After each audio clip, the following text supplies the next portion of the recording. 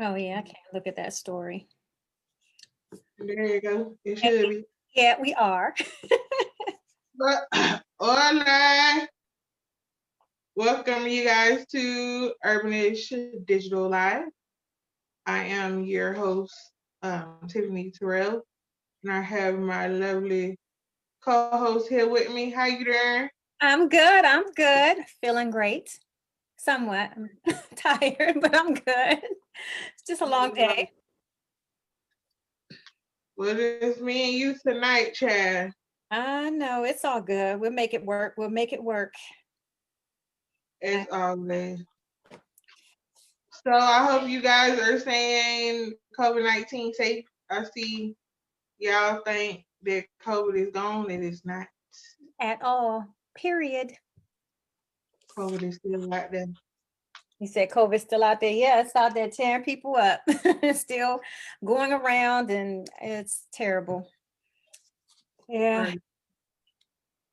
But So I understand it's airborne. So I guess when it's with it being airborne, that makes it much more problematic. And I don't know if things that are airborne a mask can really prevent that much from happening. I mean, if you go into a restaurant, you're taking your mask off to right. eat. If you're sitting at a bar, you're taking your mask off to eat. You're still having that same level of exposure.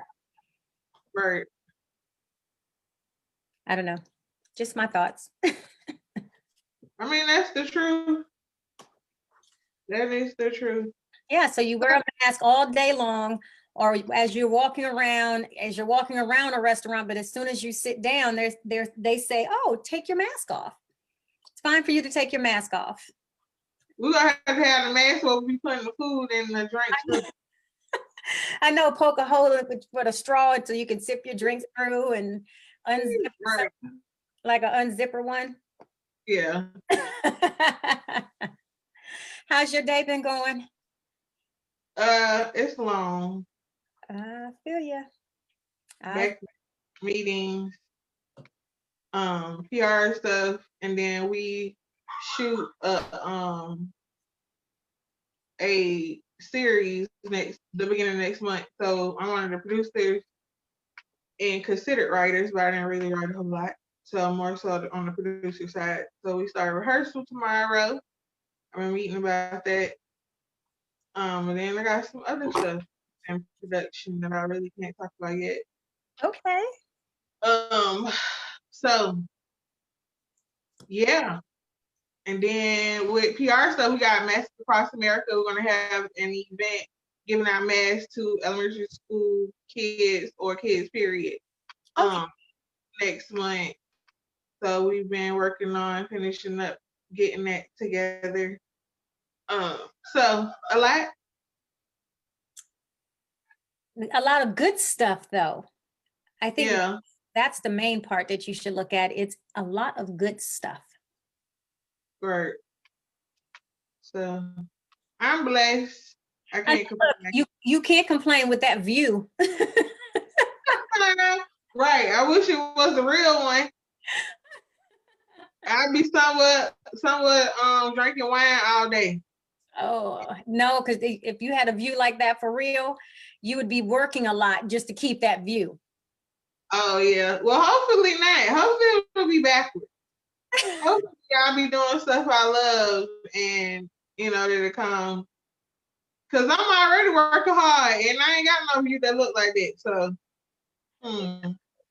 Well, goals. right. So let's get into this hot topic. Let's get this Some you and I discussed last week, and I forgot to add it in, and then we was already gone, and then we didn't even get through all our stuff last week. We was over there running our mouth. I think we got through 2 segments. Yes. I don't think that was. I don't even remember what we were discussing that was so debatable that we just drug it on like that. Must have been some good stuff though. Mm-hmm. Must have been some really good stuff. So what we talking about today right now? So are those who went to school for a PhD offended by honorary doctrine? Yeah, go ahead and have your take because you already know how I feel. So let's have your take first. So no, cause you the one with the doctorate. I can't really speak. I can only speak on the perspective of the people that they're giving it to. It's more on the philanthropy side, so their work and their career side, not the school part. Um, Well, I would personally speaking, I would never honor it. And I'm just being real. I'm not saying that they might not have earned theirs. They just didn't earn theirs the way I earned mine. I lost weight. I lost a lot of sleep. I mean, it was really crazy. It was extremely stressful. And while it was a choice, it was something that I had to pay for. So for someone to be, and I've been very philanthropic in my life, and I've been just, doing a whole lot of work. mhm. Still made time to do that level of work. So to me, if you, one, never stepped foot in a classroom, you didn't earn it. Two, if you never really went through the process, it's a very strenuous process of a lot of writing, a lot of research. So it's, to me, it's just not as, I would never really recognize it and call that person doctor anybody. Mm-hmm. Opinion, because I know the blood, sweat, and tears literally that I had to put through, I had to put forward in order to earn that title. Right. So is it, because to me, is it more so because we're conditioned to go to school and get good jobs that a lot of times we don't feel like it, or you just feel like that because you've been there, done that? I feel as though it was a choice for me, not because of money. It was a choice for me because I knew that eventually bachelor's would be a dime a dozen, master's would be a dime a dozen, and I wanted to be able to teach as a professor on every level, not just from, I feel like to be a professor, at a community college level and be able to teach with a doctorate, I think that's admirable because you're showing young Black, boys and girls that they can make it further, or young adults that they can make it a lot further than a community college. And you can have that impact even for, people who are getting bachelors, and then people who are getting masters. And then of course you can still teach on a doctorate level. So you still have something to give back. Here again, it was my choice. I had to pay for it. It wasn't like, oh, this is my job. And so the other part, when you're getting a doctorate, you're working full time at the same time as you're writing papers, doing curriculum. I mean, you're stretching yourself so thin that that's why it's not for everybody, if that makes sense. And to me, it's not something that should just be given away because of what you do out in the community, because that was a choice in the community, but you could have stopped any time. Once you start paying that money and you're going through that curriculum and you're writing those papers, your goal is to see it to the end. And that dissertation defense and even the proposal defense are not easy. I mean, you have someone else coming in that can say, you need to make all these changes. Then you're also doing the research. So you're putting a lot more effort than just saying, hey, let me go donate some money. Let me go talk to some kids, because you're doing all of that or things like that while you're getting a doctorate. Right. So, but a lot of the schools, like some of the people that they're honored, are also people like that do have degrees. Not also doctoring, like they also, like Angela Bassett, she was one of those honorary. So I don't know. Who it is. Yeah, but looking at the perspective from one of the people that I used to work with, and me and her talked about a lot of things and a lot of untraditional ways to getting degrees. I didn't know anything about until I started researching up like what she was saying. So being the research and the portfolios that I seen from even on a bachelor's or a master's, some schools do honor the work that you have done in your career as well. And then two, if you really think about the perspective, depending on where you stay. So in Atlanta, you're in DMV area. So in Atlanta, someone who has a certain type of degree, they don't really pay them a lot unless you know somebody that knows somebody. Of course, you can always get it, but it's not as like people that I see in California or people I see in New York or people I see in the Midwest, like when they have masters and doctorate or even a bachelor's degree, I see them with more prominent jobs than the people down south. Not saying again that people down south don't get those jobs, but it takes them a minute to get it because down here they want it backwards. So they want you to have 10 years experience and a degree for certain positions for them to even pay you more than $15 an hour. A lot of the people with bachelor's, master's degrees down here only getting $15, $20 an hour. And I think that's not fair. So that being said, our degrees really beneficial nowadays. Okay, so let me, as a grad school professor and somebody who has gone through, let me explain to, as I explain to my students when we're in class, the purpose of going to school is to gain knowledge in a specific field. If you are going to college and you just going for the I guess just to get a degree, and you're not using that information, if it can't be applicable, it's not even worth it. The whole purpose of getting a degree is to gain knowledge and be able to take that knowledge and use it out in the real world. Some people just say, I just want to get a degree. And so they do what they can so that they can pass and get that degree and think that they're going to be able to go inside of a job and not do well. Or, you know what I'm saying? It just happens that way. I've been a supervisor before and I've been a hiring official, and I will tell you, people inflate information on a resume. I'm sure you know that. And when they inflate it, it's a matter of being able to sell yourself. If you cannot sell yourself, or you don't get that from going to school, being able to take that information, make it applicable to the real world, because the book is just a book. That's just information. How you can apply it outside of that classroom is going to be what takes you far. If you go to nursing school, or you go to medical school, you're going to school because you're getting skills, you're skill building. That's the purpose of education. It is to give you knowledge and help you gain skills, but then you're going to have on-the-job training. So you can't just expect to let me just go to school and then let me just come right out and get a job, because you're right, it's all in who you know for that. So you have to understand the purpose of why you are going to school, what you're going to school for, and what your focus and concentration is. Because some people go to school, some people go to school and then don't even use their degrees. Right. But the thing is, I understand what you're saying, but that $50,000 debt is not going away, So the thing is, like, I totally understand what you're saying, but then again, like, parents are still pushing their children to go to school, especially if they went to college, and then in the Black community, that is something that's really big.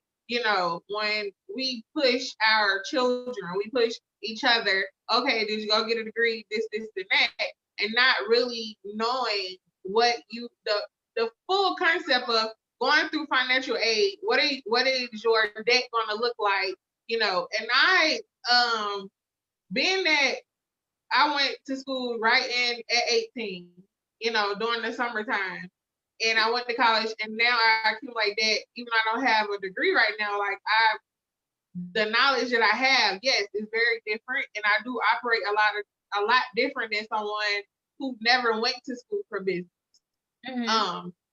I can honestly say that, dang, my thing going dead, and I need to charge my thing. But right, Richard, come here. Gotta use him for something. My computer back on dead, and that's what I'm recording on. Oh wow, that's not good at all. Yeah, I forgot to even plug. Usually I always have it plugged in, but it's just so much, because it is like with my son, Richard. Now, oh my gosh, you want a kid? He already did, please. Get my computer charger out there, because I'm on live. I gotta move. Come on, have the thing out there. Plug it out right there. that's enough for you. Yeah, because I'm recording on Facebook Live. Just plug this thing up. Plug it right there. Did you just say that on a live? I did. A lot of people need these chairs need some thank. Some say you just hit them 3 times open hand, and that'll be good enough for them. That won't be considered child abuse. I'm serious. As long as they know what. I gotta see what Georgia laws are. Okay, thank you. Goodbye. Yes. So anyway, so so the logic of it of putting a kid in that much debt, and a lot of people never even really buy a house and they have college debt, and sometimes your college debt is more than some houses, right? Yes. So the logic behind degrees to me is so American. So, so here's the other part I would say. A lot of people try to go to these fancy, expensive colleges as opposed to starting out at I would say a 2-year college where it's cheaper when you're going to get the same classes. You're going to get all of your basic core requirements, but because you choose to go to a much more expensive school, yes, you're going to put yourself in more debt. But if you start off and say, you know what, I'm really out here for the education, not to go party at school, and have that, you can still have that same experience at a fraction of the cost, and then transfer to whatever school you want. But at least you've saved money, because then at least if you're getting financial aid, if you're in the right tax bracket, if you're getting financial aid, then that financial aid will typically cover most community colleges for you to take your prerequisite courses at. And you don't have, if you go to a community college, you can also just stay at home for a year and a half to 2 years and not just have to run out. Or they have community colleges, or they have some smaller, cheaper university or schools, colleges that have dorms that are cheaper that can.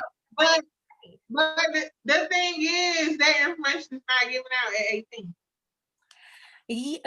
I know that. I'm quite aware of that. But what I'm saying is that, anybody who watches this now, if you are a senior or, for this, and graduating in 2021, consider the expense of school. If you don't have a full ride, I would just highly recommend you go to a smaller university for the first 2 years, at least to take your prerequisite classes. Because most prerequisite classes, once you get your associate's degree, it's going to stay with you. They can't take that away from you. Make sure you just say, well, I'm just going to get my associates from this community college. And then once you get your associates, you just transfer. You won't lose any credits. And it's just it's just a core. Then it depends on what. Right. It depends on where you live too. It depends on who your parents are. Yeah, your English is your literature classes, all your psychology, your sociology, all your prerequisite courses. I mean, you can, to me, it's just, you can just get them anywhere cheaper before you really have to take core requirement classes, because then that's when you can say, hey, this school has the best professors. This school really has exactly what I want, the field that I want. Also, and the worst part is that first 2 years is so impressionable that if you go in and you start taking core classes in your first 2 years, you might find really quick that that's not the profession that you want.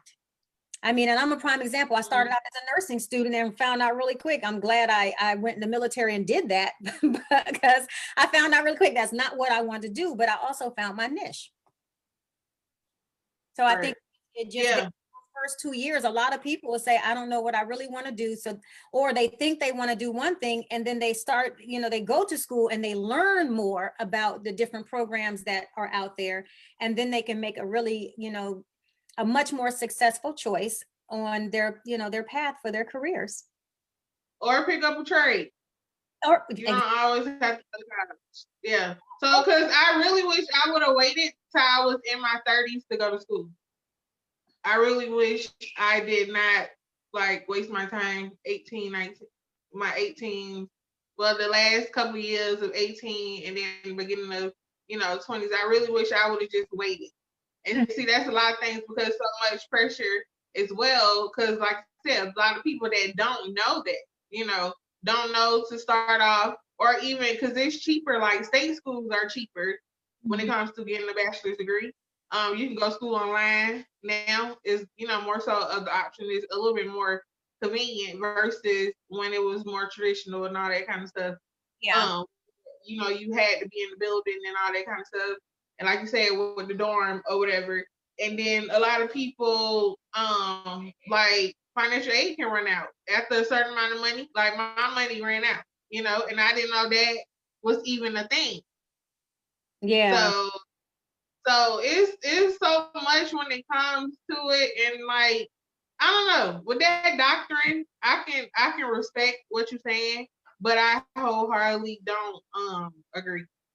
Oh, I know. I'm just saying, but I mean, because I literally had to live it. I had to live it, breathe it, and still work full time. I was moving. Matter of fact, I was relocating from Germany. So no matter how life happens, I was dedicated to it. I mean, and Right, so I just look at it through a different lens than most people. right. Yeah. Only because I know And how hard the work is, just getting through all of these different milestones and these different hurdles and all of that stuff. I mean, and I know people who go through their whole program and then they're all but dissertation because life happens. Went to school with people who had fires that that at their houses burned down or their house burned down and they had to take a break. And so these things happen. I know some of them went back and graduated. Some people had children during the program. So I just think it's important to understand the level of work. I mean, I even look at people who go to medical school. That is hard. It's right. extremely hard. And two, it's a different. You brought it up, and I was gonna say something to that. With medical and nursing, it's a difference with certain degrees. I can honestly say that. So, like, you going to school to be a teacher, lawyer, and be in the medical field, whether it's doctor, nurse, whatever, LPN, RN. It's different, like you said, because it's a skill set. So, but when we're getting degrees outside of those type of degrees, it's totally different.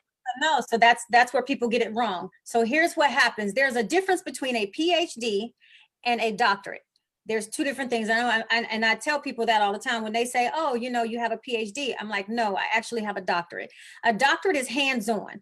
A PhD is philosophy. It's a lot of research. It's much more research involved. When you're getting a doctorate, it's hands-on. So what I had to do is I worked full time. I also had to work outside with different, doing what I was going to school for because I have a doctorate in management. So I was working with other companies, helping them establish, different things and depending on what they were doing, going in and doing organizational changes and all of those things for free.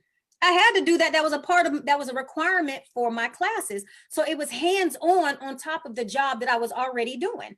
Plus still doing my curriculum, reading all my books, writing all of my papers, and then still having to work with other companies.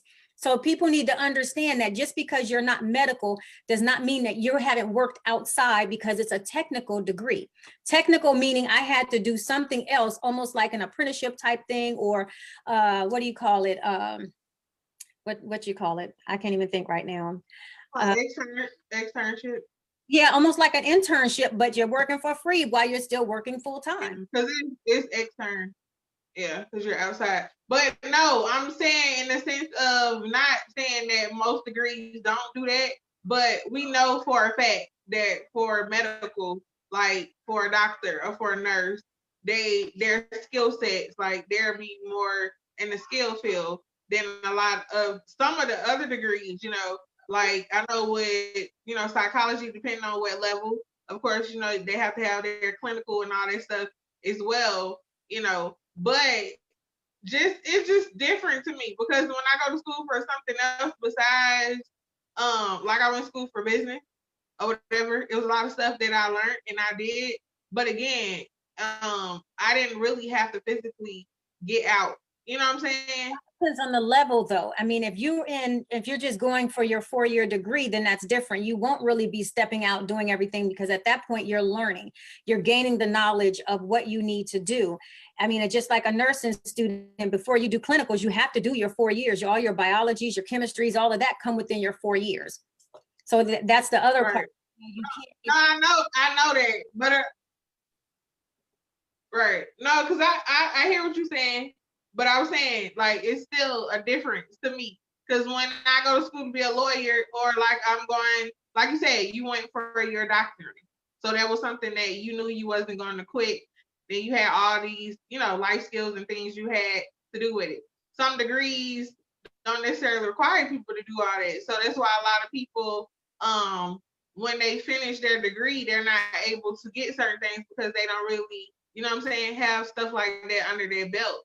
Yes. So it's like, to me, when you go to college, you really, really got to know this is what especially like if you coming out of pocket and you about to be in debt with financial aid, and then sometimes you not just gonna really, really know.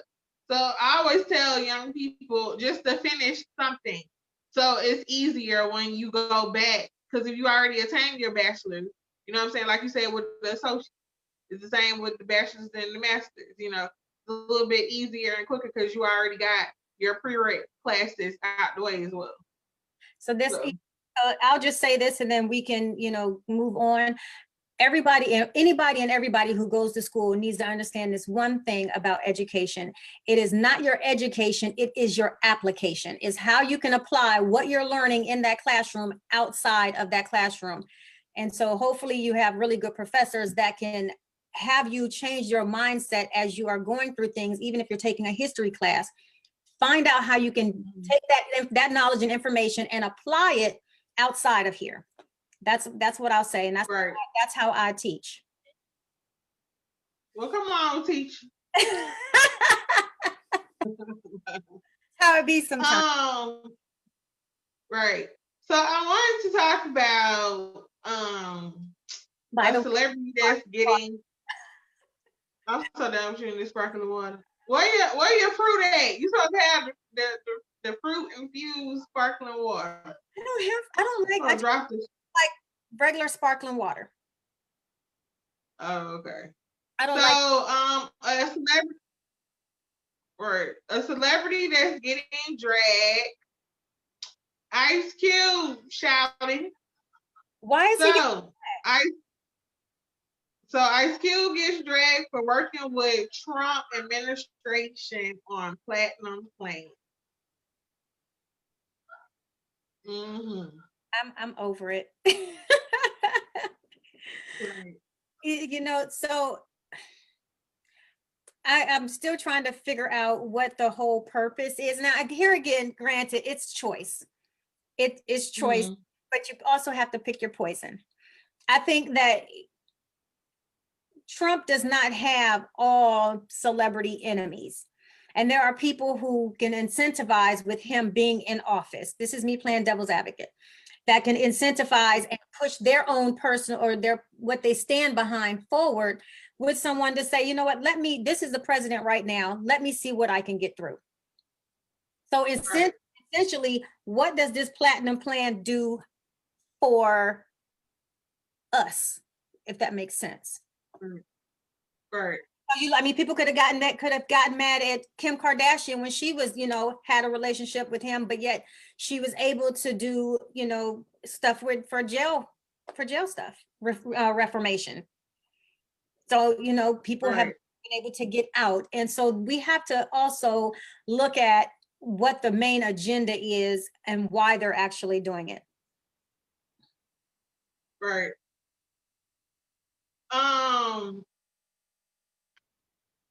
I mean, it's okay. So, number one, just because you're Black does not omit you from the United States of America. Right. And Donald Lee Trump is still your president. So until you can get your Black ass outside of the United States of America, he's still your president. Okay? Well, all right? He said that both parties contacted him, but the Democrats really, for what he wants to do, he felt like he wanted to do it right now. Either that or he have to wait till after the presidency. And even after the election, we still have to wait till January. And so what he's trying to do is just say, hey, let me start pushing this initiative now so that somebody can stand behind it now, especially if you have a president right now that's willing to support it. If you have a president that's going to support you, why not put it forward now? And then when the new administration get in, if both of them are contacting you and both of them are in favor of it, and you have to wait on for one, for one party after the election, but you have one that's now, why not go now? Why not just say, let me push this forward now? So check this out. He contacted both parties, and Donald Trump was the only one that entertained it. Well, he said that, the Democrats said that they'll address it after the election. Yeah, but we need you to address it now. We don't need y'all to be sitting up there like it's already enough salt in the wound. Donald Trump already throwing stuff at y'all, telling y'all, that y'all ain't gonna be nothing, and he barely got through a debate. There was like two babies up on the podium, and so why would you wait? Like, how do you deserve my vote when you cannot address something before the campaign? But so here's the other part. It does not mean that he's going to vote for Trump. I'm not saying that he voting for him. I just will not vote. But the logic behind it is that you're dragging a person for the person. We live in the United States of America. We cannot get around that this is our president. Like, no matter if you mess with him or not, he still messes with you. He still got the whole damn country literally on lockdown. We losing jobs, like we going through a whole bunch of shit. So you can't deny him. They're just like having a baby by somebody, and the DNA test say that it's 99.9% father. Trump is 99.9% a Republican president, and he's still your president with your black ass. Okay? So that's what I'm saying. Like, it don't make sense, And me and one of the people, my little sister, I think she my newfound sister, she watching, because we was talking about that. Well, Trump had the platinum plan he rolled out.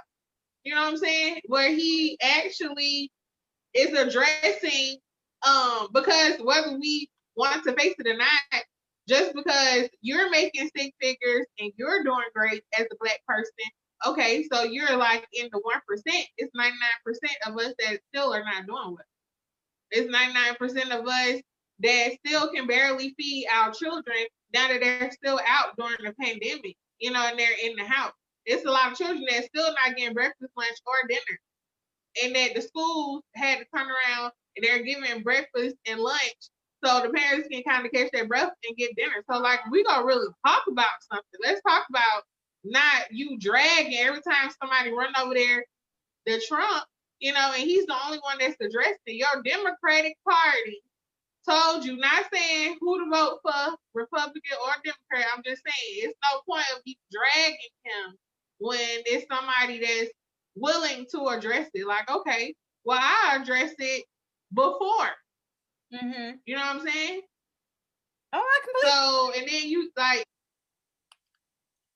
Here again, it also doesn't have to, I might be appreciative that you're supporting my agenda right now, but it doesn't mean that you've earned my vote. Exactly. Trade-off. It's literally not. I'm just entertaining the conversation. No, I want to push my agenda, but I don't have to necessarily go for your party just because I'm putting something out there to say that I'm looking for this to be passed. This is something that I hope you can support. And if they say, well, can you get behind me on, and vote for me? You're up there by yourself when you vote. There's no names on the ballot. It's not like, you don't write your name on the ballot. Right. So you just go and you vote for whatever, you choose, or whomever you choose. At the end of the day, that's all it boils down to. But just vote with intention and vote with purpose. That's the only thing, because right now, I think I reported, it was reported on the earlier show that there's over 800,000 people who are unemployed now.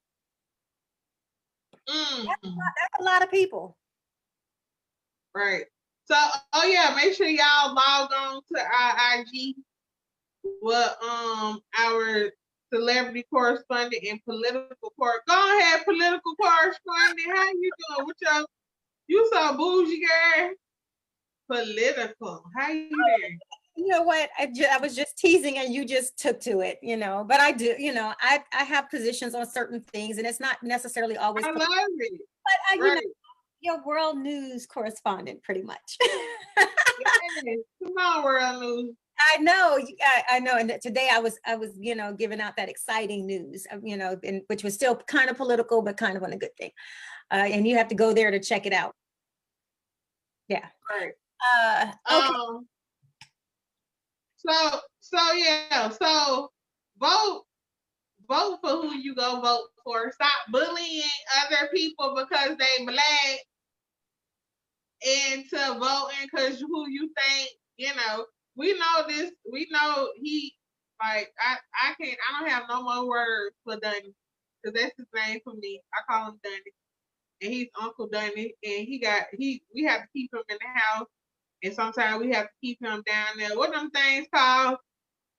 When they be saying war, the bombs and stuff coming, they be under the bunkers. We'll have to keep him in the bunker room. Yeah, he needs it. He gonna get put in the bunker. So moving on along.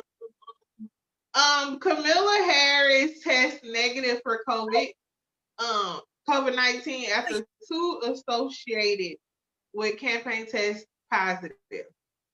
Did she actually test positive? So she tested no negative. Okay, I was going to say I know that she suspended her travel out of precaution because 2 other staffers had tested for COVID, and they said even at the time that they tested that both her and Biden was not with those people, but it makes you wonder if the way that if they was at the last debate, you just never know how you're being contracted and who you're coming into contact with. So yeah, but she did put a halt to it right now, and I guess we're just going to have to see when she's getting back out there on the campaign trail.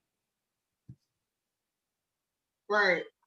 But so on another note, let me see how you feel about this, since you have your feelings about Ice Cube.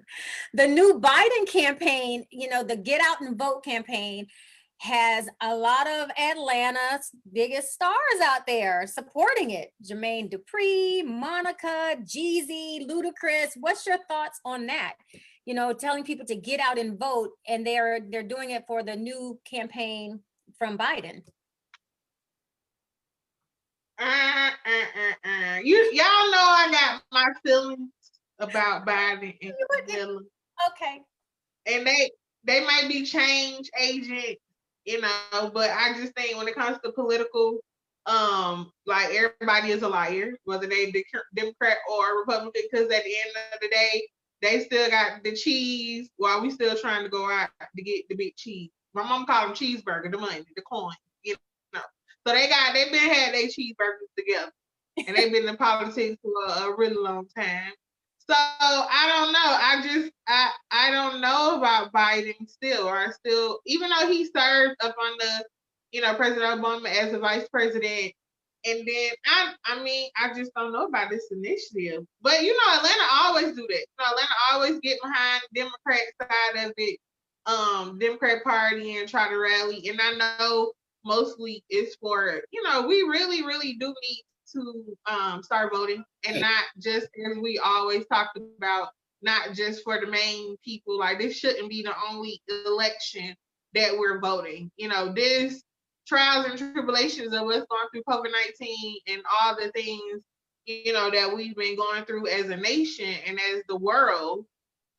We should be really looking at our city officials and our state officials, and we should really be looking at the local, the state, who's going to be on there as judge, who's going to be on there, the prosecutors, district attorneys, like all them, shit. Oh, Garrett, our shells out here, they thugs, Garrett. They out here shooting people. I don't forgot that story, but one on had shot somebody. He was in jail. Yeah, that he was thug, girl. I forgot what his name was. Yeah, yes, girl. I had to pull this story and show you, honey. He was a sit a fish shop. Okay. So I don't know. I have mixed feelings about it. Because I think that I understand, about them rallying and all that stuff. But I need also for them to, because they always say that people give back, and people, like they say T.I. and Killer Mike own part of the West Side.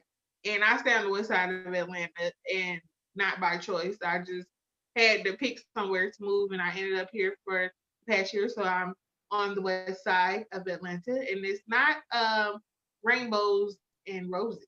Okay. So for you to own something, I do see, the changes. I don't know who owns, certain houses, like they are redoing the houses and reconstruction, and, a lot of the Caucasian and the Asian people moved to the Black people neighborhoods, but they always been here. They moved to the outskirts. Huh? Gentrification. That's what it's called, gentrification. Is it really gentrification? Gentrifying that area. We're taking it from, yeah, well, you know what? Because if you have an area that at one time Black people, it's very underdeveloped, or, it's for where most of the poor people are. And then you have developers that come in and they make it where Black people can't afford it. So guess what? Black people then have to move. That's gentrifying that area. We don't gentrify our own communities, really, because the people who are in those areas are in those areas for a reason, because they can't afford to live in other areas. So they gentrify these areas, yeah, where people cannot afford to live. So guess who can afford it? You have your Asians, you have your whites, you have your, your upper echelon Black people that are going to move in that area. So yes, it's called gentrifying that area. So here's my take on gentrifying. It's only gentrifying if we were really keeping it up, and if we were not selling grandma and auntie them house that left it in a will. So if we are taking care of our neighborhood, and we not letting the crackhead Uncle Johnny come and smoke up all, you know what I'm saying? So it's so much, even though I wholeheartedly believe, that they do come in and they take, and then, of course they like the property. It's a place not far from here, like $300,000.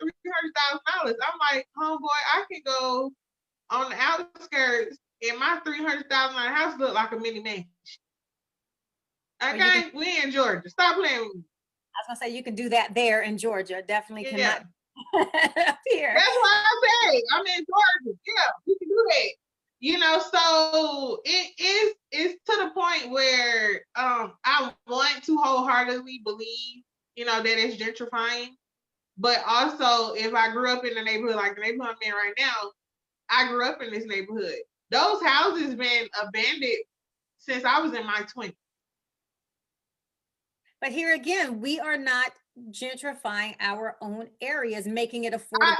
Yeah, but why aren't us, as the people who do got money, taking and flipping those neighborhoods? You see what I'm saying? Yeah, they do flip. But so here's the thing: if you buy a block and you tear it down and you rebuild it, you have to get your money back. You're not going to charge what the normal people that was already living there charge, because now you have to get your return on investment. Yeah, but these houses were nice, Pam, but when I was younger. Them houses have sit over the years, they're rotted. You see what I'm saying? And they're boarded up, doing those boarded. I'm talking about, this was like a really lively neighborhood. One like, oh my God, it's like many mansions out there in the street, but they were decent enough to keep up, right? People who live there that didn't keep it up. It's people who could have passed it down from a generation to a generation, and so that's the other thing when we talk about passing things down. We have to get out of that mindset. And I mean, we as in Black people really have to get out of that mindset that if we buy a house, we're buying it for our children.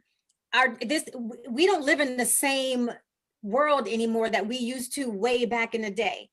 There's there's much more mobility out there. And so we can't say that I'm going to buy this house because I want my kid to have it, because all the upkeep becomes, if something happens to you, the upkeep now belongs to the kid on a house that they didn't want. So guess what? They do sell. Right. So we really do have to get out that mindset of how we want our legacy to be left, and what material items we want to be, we want to leave behind to our kids. I mean, it's just material. You leave cars, it doesn't mean that they're going to want them. You leave a house, it doesn't mean that they're going to want them. Or, it's just saying, we need but the thing, that sometimes. yeah, but the logic, like, I believe in buying land to give to your kids, because you can always develop something on the land. But if you really think about the logic of when I'm passing down the house because the house is paid for, it might not necessarily be in the area that you want. But at the same time, if as a Black person, if you really think about, I'm staying there rent free. I'm only paying the taxes, and I'm only paying a couple bills. Like, I know a guy about 3-4 years that I met. His grandma had left him the house. He's still in that house. It's not in the greatest of neighborhoods. They did, try to keep it up, or whatever. But like you said, you do pass down. But to me, that's better. And then too, a lot of people logically, when they take out second mortgages, they don't really fix the houses. They take and pocket the money. So us learning the value of not just giving our things up, but taking in value, because you don't see a value in it. And that's what a lot of people, don't understand. And me and the older lady was talking about that as well. She was like, we really don't see the value in our own community. We don't really see the value in our own self. So how do you expect? Because most of us, as we get older, like you said, like my aunt still live right around the corner from me. She's been here since I've been damn born, And so, of course, I love the outskirts. I've always liked the country, the cleaner air. That's always been me. I love the city. I love to come visit the city and carry my ass back to the house on the suburbs. So a lot of us, like you said, like, you're passing down problems. Yeah, that's true to a certain extent. But if you take the problems and make it work for you, like, say for instance, I do take out a second mortgage on the house that my grandmother left, and then fix up the property. Now I'm able to rent a property out that I don't even have to pay for.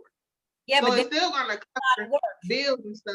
But that's still, I'm just saying that there has to be those conversations about responsibility and what it really looks like. Because even if you rent a house, that's a lot of work. I'm a landlord, so because I own property that's being rented, it's still a lot of work. So that's the thing. And here I'm like, I'm ready to sell, because this is just, it's more work than what it's worth to me. I'd much not have to, I'd rather live in the house that I own and sell, whether I move 15 times or move one time. Right. But also too, having those connections, because housing industry it's a business. It is. So they're just like with us, like the things that I need. So like you will need someone that will maintain the property for you. So, and then, if you know somebody for years, like I know somebody right now can literally go in and literally flip a property. And flip a property, but here again. Yeah. So because I've seen him do that, I found a different type of value. At first, I felt like what you were saying, about it's a lot, and like I told my mom, like, well, once you find, houses in foreclosure, I was like, I don't want nobody else's problems. I said, give me some new problems. I don't want no pipe busting, because I mean, in all honesty, yes.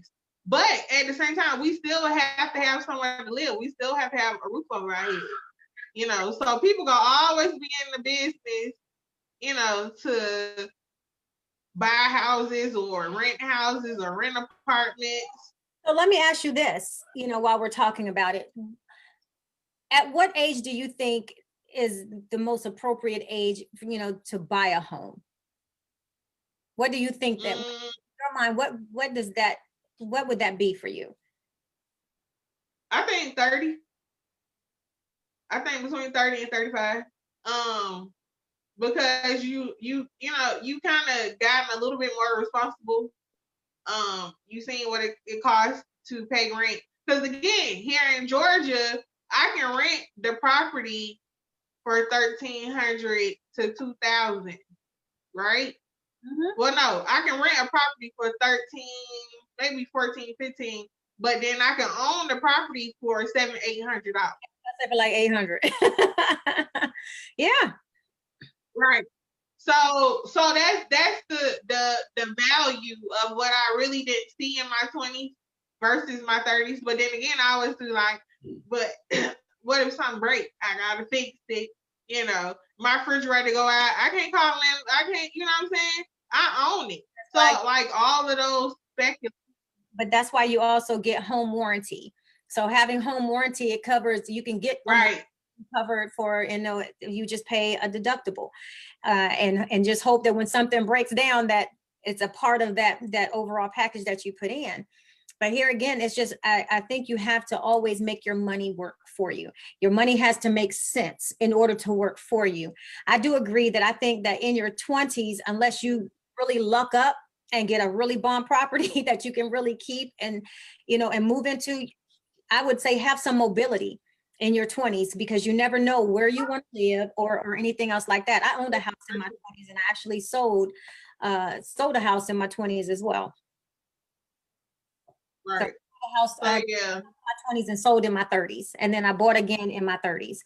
But yeah, so I mean, I mean, it really depends, and it's situational, depending on if you really want to settle down. If you say, well, you know what, I don't like to move anywhere, but I think people should be able to expand their horizons and make good financial decisions as it pertains to, you know, their future and buying a house, and start find their own areas where you make it affordable for people, for, you know, for you to be able to live in, and then in that it raises the property value so that other people can hopefully be able to move. It's just, it's a hard situation though.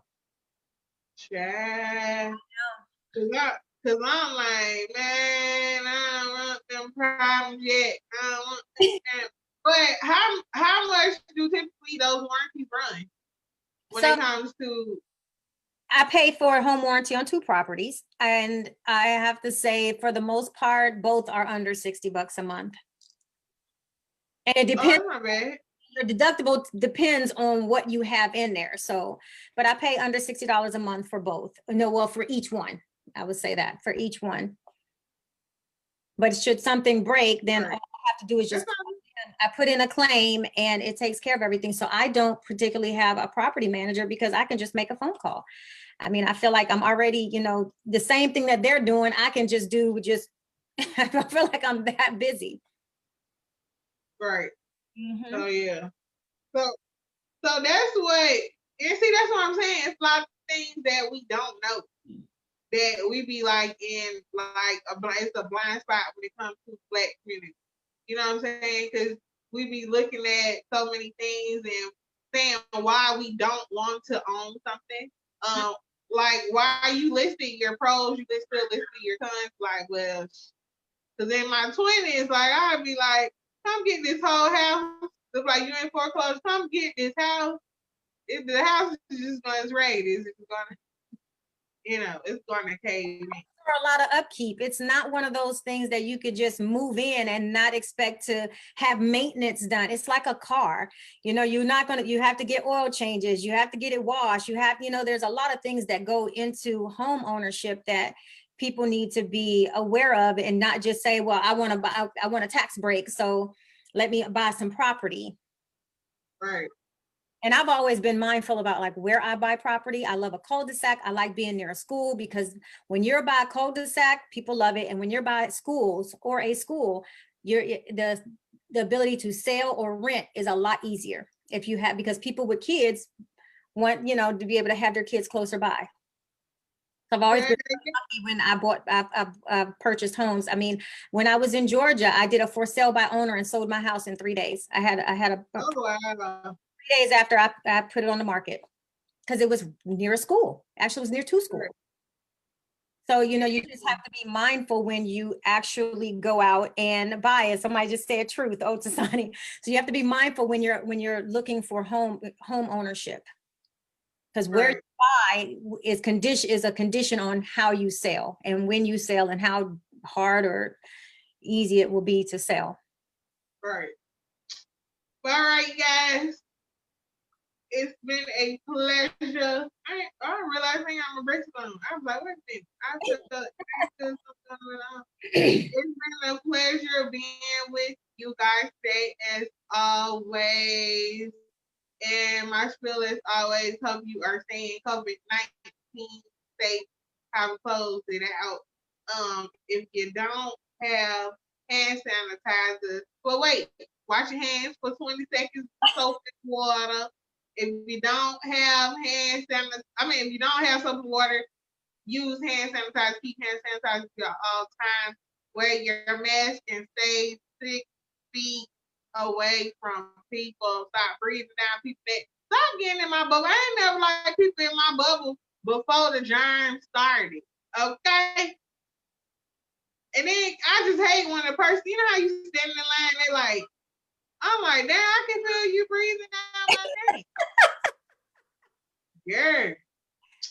But all right, you guys, you can follow us on all social media platforms at Urbanish Digital Live. I'm trying to find the thing. Urbanish Digital. Well, Urbanish Digital on I can't even think straight. IG, Instagram, yes, and Urbanish Radio on IG as well, because we do have 2 separate pages. I still be on there. On Twitter, Urbanish, and Facebook, Urbanish. And you can follow me as well at Tiffany Terrell _ the brand on IG and Tiffany Terrell on Facebook. What can we find you, Dr. G? You can find me on all platforms, Instagram, Facebook, Twitter at IAMDRPGURLEY. I am Dr. P. Gurley. Awesome. Well, it's a pleasure being with you today. We have just talked about a lot of stuff. I know. Hopefully people go back and hear these gems, especially if you're looking at home ownership, you know, just get yourself right. Let's start gentrifying our own communities and taking care of the homes. Yes. So. Yeah. And also school, Dr. G gave some really good jewels about gems, about school, about people. You ain't gotta go straight for the gusto. And I know your family pushing you. And if your family is not, you hear me, not, and you gotta take out that student loan, boy, you gotta look at it real hard. Because it's gonna be days when you eat them cups of noodles. Like, are you gonna send me some money on my book, like you do, John, who just got locked up 25 times, huh? But I will also say this: I think I enjoyed teaching the most when I was teaching at a community college. Oh, cool. You know, and I was not to give away my age, I was 28 years old then. And so I still feel as though that was probably some of my most rewarding time of teaching. Cool. Yes. Many moons ago. Girl, you don't look like it with your ponytail, girl. So imagine going back quite a few years, and I was 28 walking into a classroom to teach. Girl, they probably was laughing like so much you were the professor. I know. People used to think I was student. Yeah, but it was okay. Right. Yep. But all right, guys, to the next time, stay positive.